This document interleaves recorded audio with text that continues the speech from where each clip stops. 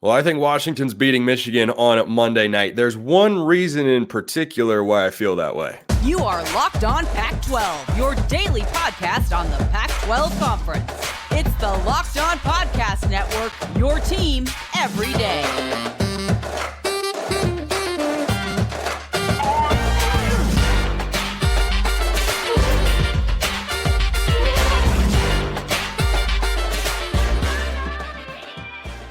Welcome, everybody, to another episode of Locked On Pac-12. I'm your host, Spencer McLaughlin. Thank you so much for making this your first listen or your first view of the day. Part of the Locked On Podcast Network, your team every day, and your number one source to stay up to date with our media rights free and Pac-2 dominated and beloved Conference of Champions, which has got one more football game left with the team, as we know it, in the national championship. Like, comment, subscribe, please, and thank you wherever you listen to or watch this show, which today is brought to you by Jase Medical. Empower yourself when you purchase a Jase case, providing you with a personal supply of 5 antibiotics that treat over 50 infections. Get yours today at jasemedical.com. That's JASE medical.com. If we're talking about a team out of the Big Ten, well, that's not my forte, at least maybe not at this point in time. I often am asked here on the show, Spencer, what's going to happen with Locked On Pac-12? I'm not going to tell you what's happening with the show yet. I am going to tell you there is a plan in place, and it will be revealed very soon. So make sure you stay locked on with the show. I've got Craig Shemon here of Locked On Big Ten to talk about this matchup. Craig will lay it out, and then I'll let you respond accordingly, as we are basically opposing counsels for our respective teams and conferences, though this is Michigan and Washington, a classic Big Ten matchup, as we all know. So I think that for Washington, their passing game has been dynamic, fantastic, outstanding. Their offense has been outstanding. I think their defense is a little bit better than people think. Here's why I think they win. Michigan's defense this year has been outstanding against the pass. No doubt about it. The numbers back that up. They have not faced a single offense that I think is even 70% of what Washington brings to the table throwing the football. And I think Washington, with the way they're playing, forces you to try and keep up with them. Texas was not able to stay committed to the ground game long-term because they felt like they had to keep pace with Washington. The Huskies just force you into that sort of situation. I think whichever team wins the coin toss should take the ball to try to dictate tempo. But I do not trust J.J. McCarthy and the Michigan receivers to be able to keep up with Washington's passing attack. Am I just being a Pac-12 homer in the last game that the Pac-12 is going to play on the national stage as we know it for now? As a Michigan fan, that's my biggest concern, because just look at the last game that Michigan played against Alabama. Alabama took them to the limit, took them to overtime. And Jalen Milroe, he's still figuring out how to play quarterback. He is not 1/4 of the quarterback that Michael Penix is. And the receivers, forget it. They're not even comparable. And they go to overtime. I'm looking around the Big Ten and some matchups. The best receiving core maybe they had to face would be Ohio State with Marvin Harrison Jr., but that's just one guy. Emeka Egbuka is a nice piece as well. But Washington has 3 guys. So Jesse Minter, the defensive coordinator for Michigan, has really got his work cut out for him because, you can't double anybody. And on top of that, Michael Penix Jr., I've argued all season long, I think people are starting to come around my way of thinking. I think he's the most accurate pinpoint passer in all of college football. I know I got, Bo Nix or people like that. They all have great completion percentage. I'm not talking about completion percentage. I'm talking about downfield, 30 or more yards, putting the ball on the spot or throwing outside the numbers. I don't think there's anybody better than Michael Penix Jr. And when you add the talent of the receivers that are catching the ball, I think it's a big load for Jesse Minter to try and shut down all 3 of those receivers in this game. Yeah, it's the biggest challenge when facing this Washington offense. I think the impact of having all 3 guys available was really illustrated when Jalen McMillan was out for a couple of games. Washington didn't look like the same team. I think it's what led to them being such a big underdog against Oregon in the Pac-12 championship game. And then you put all 3 receivers there, and Michael Penix had recovered from whatever he was pretty obviously dealing with, injury, health. We don't really know, but he's back to full strength. And I love the way you phrase it, pinpoint accuracy. I can't remember since Joe Burrow is probably the last guy. CJ Stroud was close. a guy who puts the ball on his receiver's hands so softly and so perfectly and so consistently. And when you have 3 NFL receivers, that means that a safety or a linebacker is going to have to try and cover, or you put an extra DB on the field. Even if you do that, that number 3 corner is rarely going to be as good as your top 2 guys. He's a number 3 guy for a reason. But also Ryan Grubb, the offensive coordinator for Washington, I think has schemed just a brilliant passing attack that plays to the strengths of his players over and over again. The way he uses motion, the way he splits guys out, the way he creates matchups that are favorable for the offense. I don't think the Michigan secondary has seen anything like it, because I don't know that there's another team like it in college football this year. Ohio State would be the closest, but Michael Penix and Kyle McCord, boy, that's a Grand Canyon-sized gap. It is, and it also brings up a sore spot for me, because you may not know this about me. I'm an actual Indiana graduate, and we used to have Michael Penix, and we let him get away. And now he wasn't that accurate when he was with us, so I'm kind of curious as to what happened over the past couple of years. But he has certainly developed and taken his game to the next level. He is fun to watch. Michigan has a couple of guys in the secondary, like the guy to watch. He'll be number 0 on the TV when you watch Mike Sainristil. He's a guy. He's a nickel guy. He's kind of everywhere. Good nose for the ball. But again, good nose for the ball if you're kind of focused on one guy, or maybe 2 guys, but 3 guys. It's going to be really interesting. Maybe Rod Moore, who got the key interception against Kyle McCord in the Ohio State game. But, I'm counting the bodies that are running 9 routes for Washington. I'm counting the other side, how many guys they got to cover them. I think it's going to be pretty interesting for sure. So I guess the next thing you start looking at is, can Michigan's formidable defensive line get in there and disrupt Penix at all? Obviously, Washington was voted the best offensive line in the country this year, and that was an award that Michigan had won the previous 2 years, and a lot of those guys are still playing. So that's going to be interesting to see how well Washington, and I'll ask you, I don't know if Washington and their offensive line have had to go against a defensive line like Michigan this year. There are certainly some in the Pac-12, but I think that's going to be the key right there. Is Penix going to have 3 seconds to throw, or is he going to have 1 second to throw? And that's what we'll be looking at in the game. Yeah, I think that's a major key, because these downfield shots, they take time to develop, and they take an extra beat too, because a lot of times what Washington offensive coordinator Ryan Grubb does is he dials up double moves. He loves a good double move, and these receivers are such fluid route runners who can run the entire tree. I mean, they can do anything from a tunnel screen to being flared out of the backfield like Jalen McLaughlin was once or twice against Texas, to just running all the way down the field, deep post, contested catches, sideline. Like, they use the entire field, and they are very, very smart with how they employ certain route concepts tactically. I think that for the Huskies and the way that they've protected Penix this year, it's been impressive time and time again. Oregon has a very good defensive front. Go look at their sack numbers this year. They've got a guy in Brandon Dorlus who's going to go and be drafted in the NFL this season. Jordan Birch came over from the SEC, led the Pac-12, I think, with among defensive linemen, or was one of the leaders, with 7.5 tackles for loss, generated quarterback pressures. They had some great true freshmen. Like, that was a great defensive line, and they couldn't touch Penix in Las Vegas. They could not do it. Texas had a great defensive line, could not touch him, could not stop him. So that's why I understand that Michigan's defensive line has been very good this year. I think that Huskies O-line, you've got 2 NFL tackles. You've got an interior that had some questions this year, but has stepped up in a big way, and they earned that Joe Moore award because they're just a fantastic offensive line, and I think that is advantage Washington right there. Before we get to the different styles of these teams, because that is one of the most intriguing elements of the game,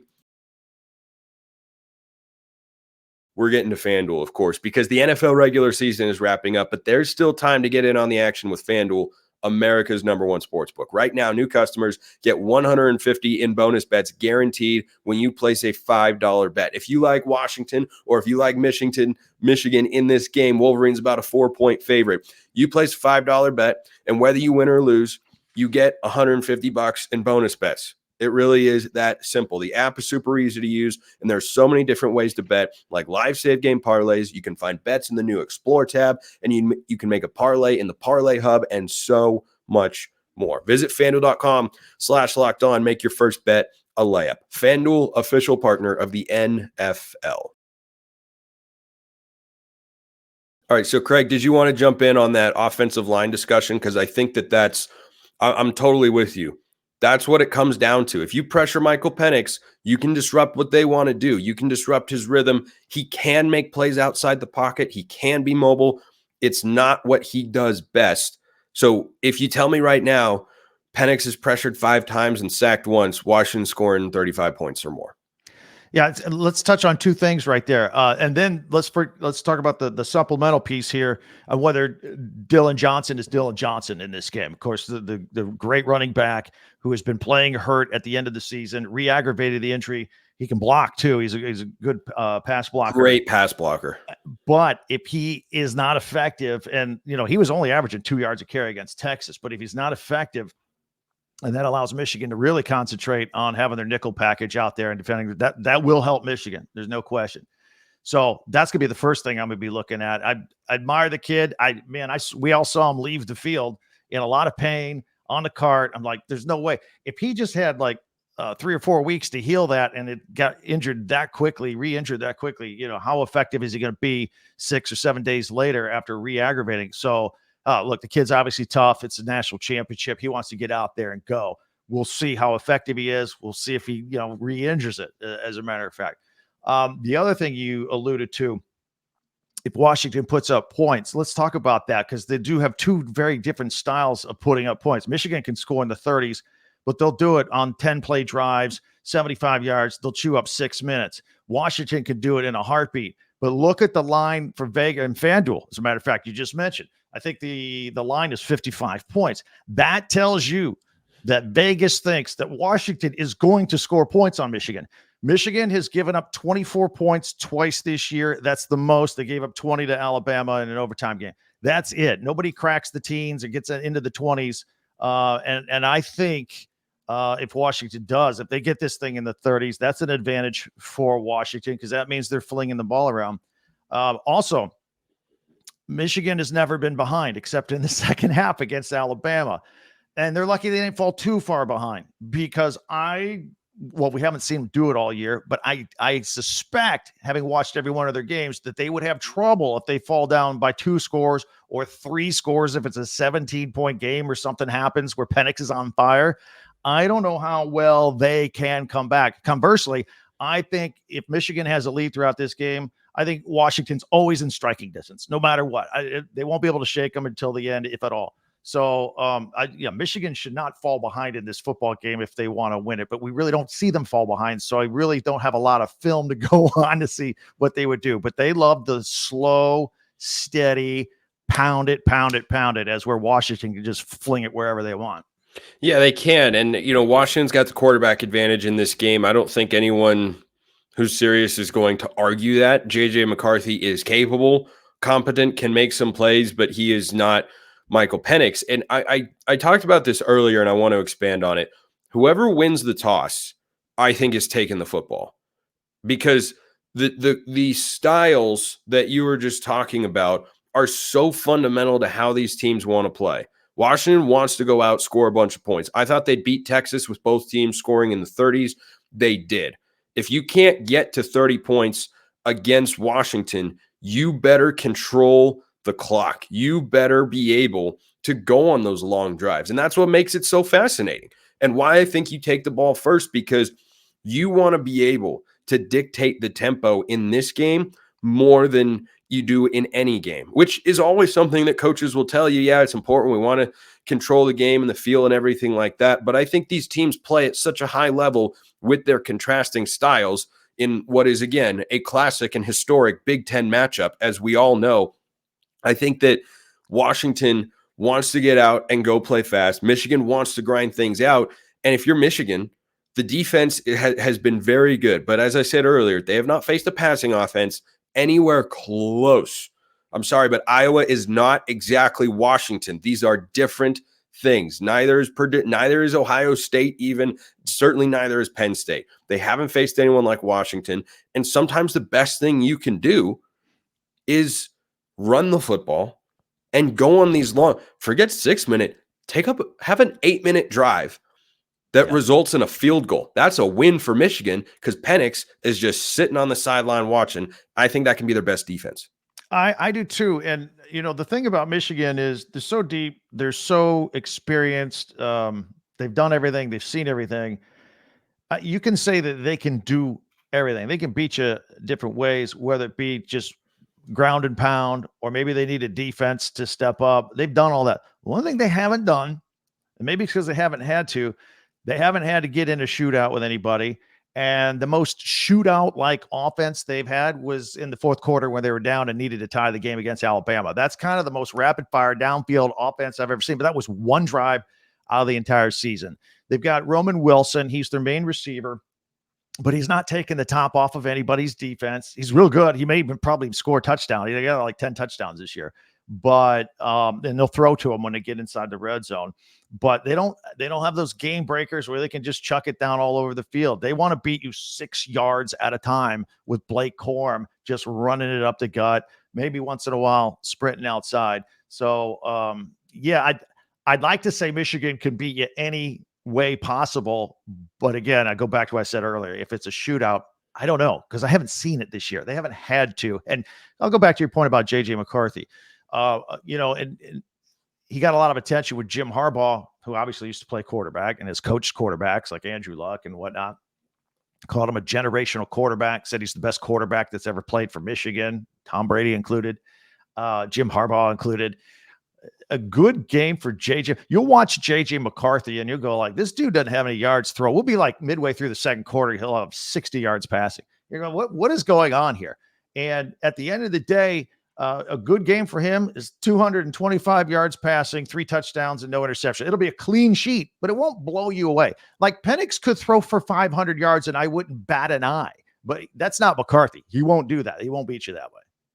Yeah, and one thing I thought about when you mentioned the kind of slugfest style that I think favors Michigan is Washington has been in those games as well. They had a game back in November in which they went on the road to Corvallis, played a really good Oregon State team in a place where the Beavs going into that game had lost just once in the previous 2 seasons. They've been a really tough team at home. It was a pour down. It was a classic. I'm from Oregon originally, so I watched on TV. I was like, oh, I know what that looks like. I know what that rain feels like right there. It was an absolute pour down. Washington won the game 22-20. Everything on paper said that game should have gone the way to Oregon State. I thought Oregon State would win the game. I wasn't alone. Josh Pate picked them to win the game. I think there were a lot of people who thought Oregon State would win. The Beavs were favored by 2.5 points. But Washington went in and they found a way to win the game. And I think there are 2 things that everyone who hasn't watched a lot of Washington this year until the Texas game should be aware of. Number one, the defense is not great against the run, but they are still a better overall unit than you think. And they've got high-level players at key positions. Edouard Olafosio is a really good linebacker who can cover, defend the run, do everything. Braylon Trice and Zion Tupuola-Fatui or ZTF as they call him, are as quality of an edge rushing duo as you're going to find in college football. And Jabbar Muhammad is a lockdown corner. And those guys playing well against Oregon State is part of the reason they won that game. And even though they only scored 22 points and were helped by a safety from Oregon State, the reason they were able to win is because their execution down the stretch in key moments has been unparalleled all season long. And it's Penix to Adunze, whether that's against Oregon State, the end around on 4th and 1 against Washington State at home in the Apple Cup. They can win that sort of game. I don't think Michigan can win a high-scoring shootout, but I think Washington can win a low-scoring slugfest, even though I would lean towards Michigan in that sort of game. That's where I come down and why I feel better about Washington's chances than Michigan's. That's a good point on all fronts. And I was just sitting here thinking about when you talked about how well Washington executes, it kind of rang something in my head about something else about Michigan that would help Michigan. But, the flow of the game, it's always trite. It's always worn out. Hey, whoever wins the turnover battle. One thing I'll say about watching Michigan all season long is I've never seen a team not beat themselves as much as Michigan has. They average about 2 penalties a game. They had a game this year where they had 0 penalties, 0. And they followed it up the week after that. I think it was at Nebraska with 1. So they went 2 weeks with 1 penalty. They will not beat themselves.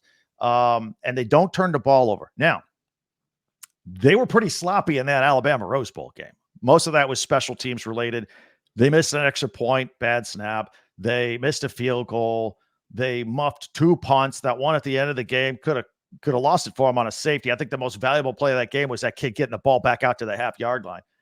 Hopefully they clean that up. Maybe that was sloppiness from not having played in a month. I don't know. Both teams have gone a month without playing before the college football playoff series starts. So if they don't make mistakes like that, they will not beat themselves. They will not give the opponent any extra possessions, in which possessions may come down to a premium if Michigan's able to grind out and burn up some clock. But that was just the thought I just had while you were talking about executing.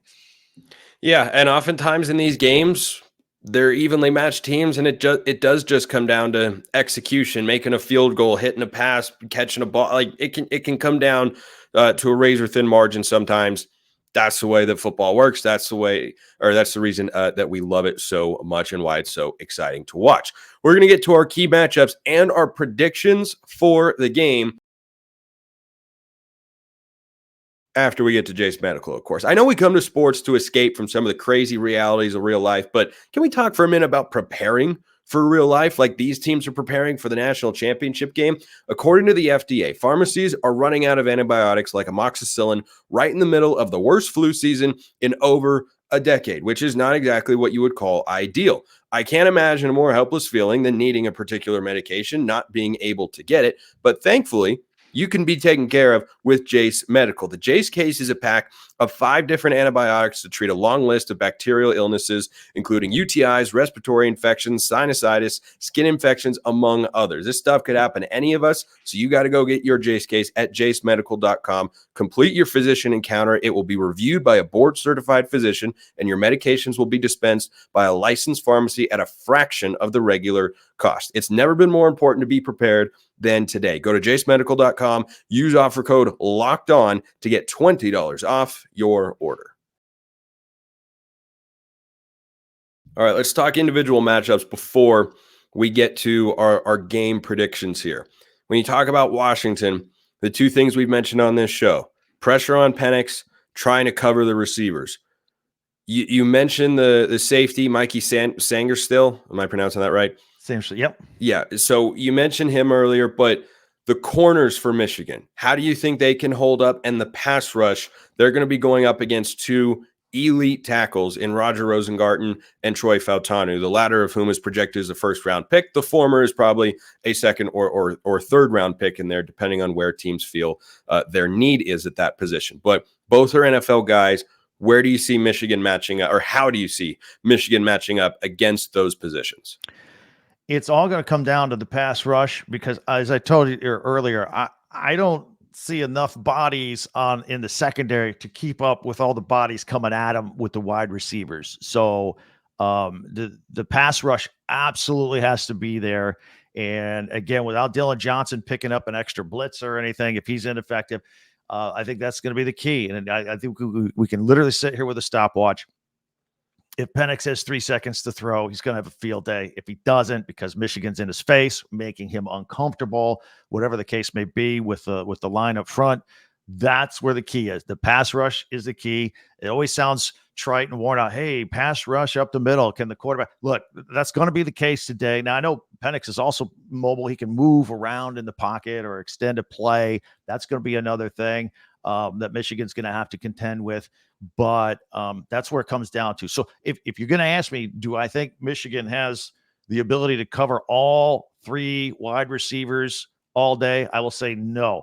But if the pass rush makes it difficult for Penix to get them the ball, that could be the difference in the ball game. Which individuals do you think are the most important for Michigan to get that sort of pressure? And if they can't get pressure with 4, who might need to step up in a blitz package for the Wolverines defense? Well, they like to they blitz everybody. They don't do it a ton. They caused what they really do, to be honest, is they sit, and this is what they did with Jalen Milroe in the Rose Bowl. They'll sit back in their secondary and zone coverage and confuse the heck out of Jalen Milroe. Now he's younger. Michael Penix has seen everything in the book, and they'll probably have to go to some sort of zone coverage as well. Because again, man to man, they don't have enough people. So that's where I think the key will be is that zone defense. As far as up front for Michigan and their defensive front, usually we like to talk about the edge guys, but the interior with Chris Jenkins and Mason Graham, they're so disruptive up the middle that in fact, those were the guys that were right up the middle when Jalen Milroe tried to run up the middle with the game on the line at Alabama, and that went nowhere. Part of it was a bad snap. That, by the way, that center has just announced he's going to Ohio State, so we'll see more of him. Great last name, that center, by the way. Great true. Last name. I hope you can snap the ball. I hope he snaps the ball better than you. I don't know. But yeah, if those got Chris Jenkins and Mason Graham, they're the heart and soul, the middle and the front of that defense. And if they can get in and just disrupt the middle and disrupt that pocket a little bit, I think those would be the guys to watch. Yeah, and if you don't get pressure on Penix, I got news for you. That's game over. We've said it a few times on the show because it's maybe the most singularly important thing with playing Washington, because you can have the perfect defensive coverage called against this Washington passing attack. But if Penix has time to throw and can give a 50-50 chance, that's actually more like an 80-20 chance to his receivers down the field, whether that's a deep post, down the sideline, back shoulder, over the shoulder. It doesn't matter. Like you can be all in a guy's grill, and Rome Odunze will make the catch anyway. He's got what I think are the best hands in college football. Penix throws the ball with just ridiculous precision. I think that's just a really, really tough offense to stop, because I've compared it before to Dirk Nowitzki's shot or off one foot, or the sky hook, or individual plays like that. You can do everything you want. You can put a hand right here on Dirk Nowitzki when he's fading away from 20 feet. You can be almost fouling him. You're so close to him. It didn't matter. He's going to hit the shot. That's what Washington's 50-50 balls are. Yeah. You can be in the best position you want. But if Penix puts it in the right spot, which he almost always does, and the receiver makes a play, there's no coverage in the world that you can really have, because their timing is just so good. That's why I think the pressure is really important for Michigan. Yeah, it's the lifeline. It's the whole game. And then, if I may, and I'll conversely, I'll flip the script a little bit. On the other side of the ball, if we're going to talk about an advantage, I mentioned earlier, they don't have anybody. Michigan's offense doesn't have anybody take the top off of the Washington defense, and they always grind you at 6 yards at a time. I really do think that Michigan will try and focus on the one perceived weakness of Washington, and that's covering the run defensively. And it'll be a lot of Blake Corum all day long, or Donovan Edwards to mix it up. He's the change of pace back out there. And if he can gash for 6 or 7 or 8 yards of play, then I flip the advantage back to Michigan on that. So those are the two keys we're talking about. Washington, are they going to have time to throw? If they do, good for them. If they don't, it could be interesting. And then Michigan's not going to sit here and sling the ball and fling it downfield with J.J. McCarthy. They're going to try and run. There's no doubt about it. Their two running backs will combine for 30 carries in this game. And if Corum can get 6, 7, 8 yards a carry and have short second downs, then I would give the advantage to Michigan. All right, Craig, let's make our predictions here. The infamous part of every show, such as this one, in which people will keep receipts and such and come back in the comment section, or at least half of them will. The other half, of course, will disappear into oblivion. But we can ignore those people and whatnot. But I'll start. I do think Washington's going to win the football game, because their offensive line is, I think, somehow underrated when these teams get talked about, and they are so good. It fuels everything Washington does offensively. And like I talked about with their deep ball, it can't be stopped if Penix has got time to throw. I think Washington wins. I'll go Huskies 35, Wolverines 27, and Washington will carry that national championship banner into the Big Ten next year. Is Tony Petitti just smiling looking at this game? I mean, he's just got to be going, hoo-hoo, look what I pulled off. Well, it's the first time he smiled in a while because he was on the job 90 days when he had everybody demanding that Jim Harbaugh be suspended. It was a rough start.